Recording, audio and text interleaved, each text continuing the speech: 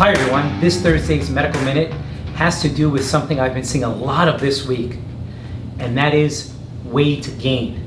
So what's going on? Well, I haven't seen some patients for approximately 3 to 6 months, and when I did see them this week, many have said the same thing. They gained weight because of COVID.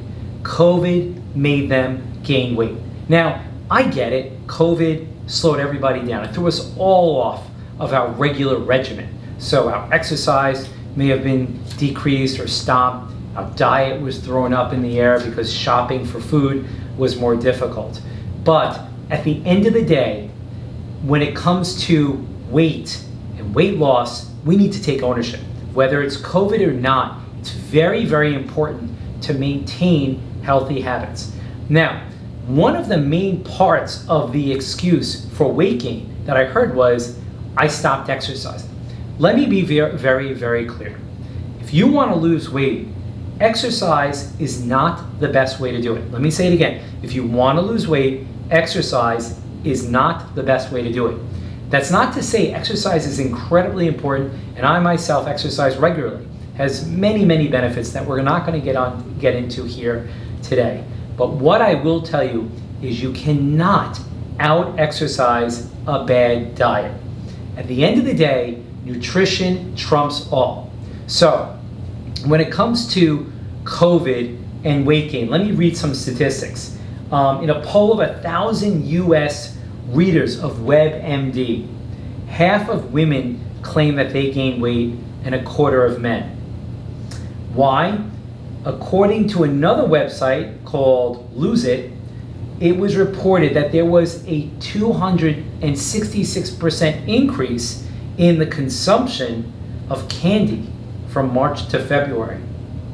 Weight Watchers reported a 40% increase in baked goods during the lockdown.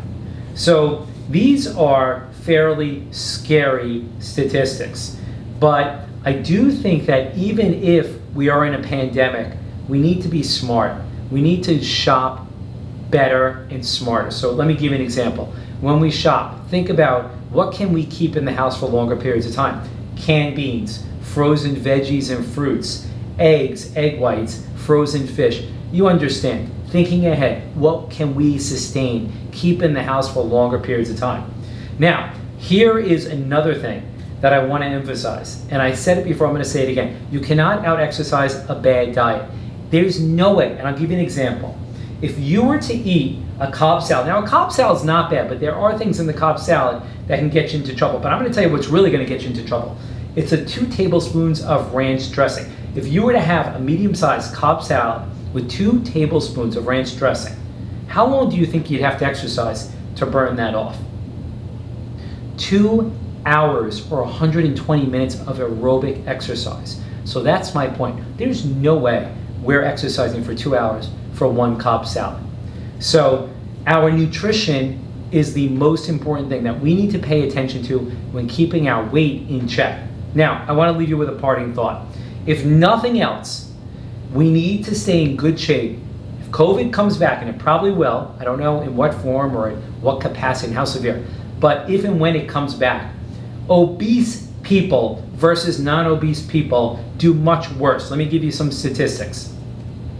An obese person is 113% more likely to be admitted to the hospital compared to a non-obese person. An obese person is 74% more likely to end up in the ICU compared to a non-obese person. So at the end of the day, being in shape and keeping our weight under control isn't just about overall health and long-term health. It's also about helping to survive the next COVID-19 pandemic when it does occur. Okay, everyone, until next time, this is Dr. Dave.